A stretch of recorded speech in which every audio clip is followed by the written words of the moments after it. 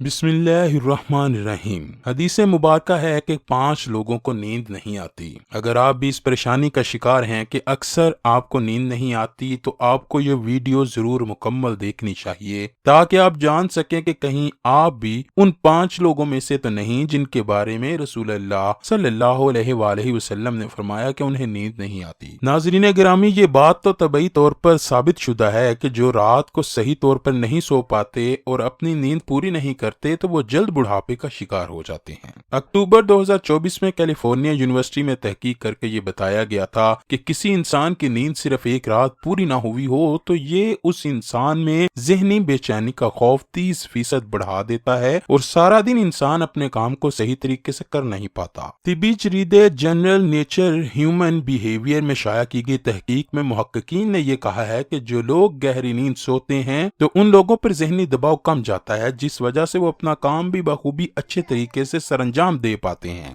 گہری نیند انسان کی بے چینی کو کم کرنے میں مدد دیتی ہے۔ تحقیق کی گئی ہے کہ جو انسان کم سوتے ہیں وہ زیادہ بیماریوں میں مبتلا ہوتے ہیں، وہ ذہنی شکار ہو جاتے ہیں، جبکہ زیادہ سونے والے انسان صحت مند اور اپنے کام کو بخوبی طریقے سے سر انجام دیتے ہیں۔ آئیے احادیث مبارکہ سے جانتے ہیں کہ وہ 5 لوگ کون ہیں جنہیں نیند نہیں آتی۔ نمبر 1، سب سے پہلا وہ شخص ہے جس کے پاس مال و دولت بے شمار ہو اور وہ مزید مال بنانے کی ہوس کا شکار ہو جائے۔ دولت کماتے کماتے وہ ایسا ہو جاتا ہے کہ کسی پر اعتبار نہیں کرتا۔ کائنات میں اللہ تعالیٰ نے بے شمار دولت مندوں کو پیدا کیا، وہ اپنی دولت کی وجہ سے دنیا میں نامی گرامی بھی رہے۔ آخرکار اس دولت کی فراوانی کی وجہ سے ان کے اندر غرور اور تکبر بھی آیا۔ اس غرور اور تکبر نے اس دولت مند انسان کو جہالت میں ڈبو کر رکھ دیا۔ یہ سب کچھ جاننے کے باوجود بھی ہر انسان دولت کمانے کے پیچھے پڑا ہے۔ بے شمار دولت رکھنے کے باوجود صرف اور صرف اللہ تعالیٰ کے نیک بندے انبیاء کرام ہی اپنے دین پر قائم و دائم رہے۔ ان کے علاوہ دولت نے ہر کسی کو اللہ کی یاد سے دور ہی کیا۔ اللہ کے نیک بندوں پیغمبر تو اپنے رب کائنات کی عبادت میں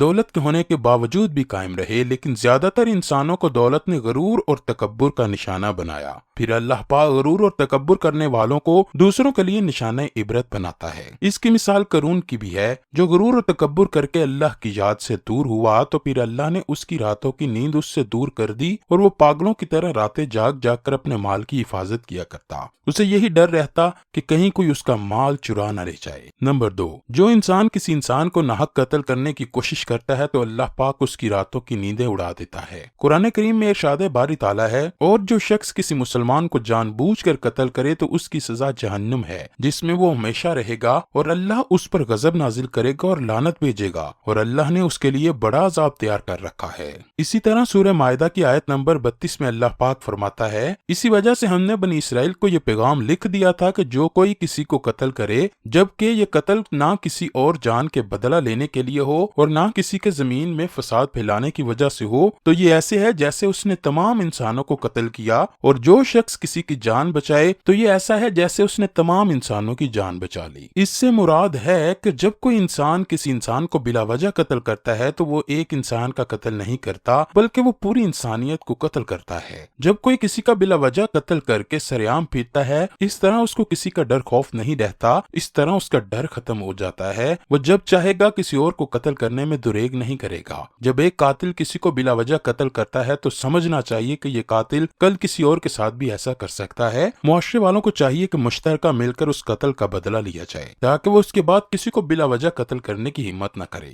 نمبر 3، وہ انسان جو بے حد جھوٹا اور الزام تراش ہو۔ ایسا انسان ہر وقت اپنے مفاد کی خاطر دوسروں سے جھوٹ بولتا رہتا ہے اور دوسروں پر الزام لگاتا رہتا ہے۔ ایسے انسان کے لیے اللہ کے نبی صلی اللہ علیہ وآلہ وسلم نے فرمایا، جھوٹے گواہ کے پاؤں ابھی پیچھے نہیں ہٹیں گے کہ اللہ اس کو دوزخ میں ڈال دے گا۔ جس انسان نے کسی کو ذلیل خوار کرنے کے لیے اس پر جھوٹے الزام لگائے ہوں گے تو اللہ تعالیٰ اسے بندوں کو جہنم میں بھیجے گا۔ اس انسان کو اس کے کیے پر سخت سے سخت سزا دے گا۔ جو انسان کسی مومن پر ایسا الزام لگاتا ہے جس کے بارے میں الزام لگانے والے کو بھی علم نہ ہو تو اللہ پاک ایسے الزام لگانے والوں کو دوزخیوں برائیوں کا اس وقت تک ملازم رکھے گا جب تک وہ الزام لگانے والا اپنے الزام کی سزا پوری نہ کر لے۔ نمبر 4، ایسا انسان جس کے پاس کسی کو دینے کے لیے کچھ نہ ہو اور اس کی ذمہ داریاں بہت زیادہ ہوں۔ بھوک ایک ایسی بیماری ہے جو بڑے بڑے انسانوں، چرند پرند اور جانوروں کو بے بس کر کے رکھ دیتی ہے۔ یہی وجہ ہے کہ غربت نے انسانوں کو بے بس کر کے رکھا ہے۔ مسلمان ہونے کے ناطے ہمیں چاہیے کہ اپنے آس پاس غریب انسانوں کا خاص خیال رکھیں، ان کی زیادہ سے زیادہ مدد کریں۔ دوسروں کے کام آنے اور غریبوں کی مدد کرنے والوں کو اللہ تعالیٰ بھی بے حد پسند کرتا ہے۔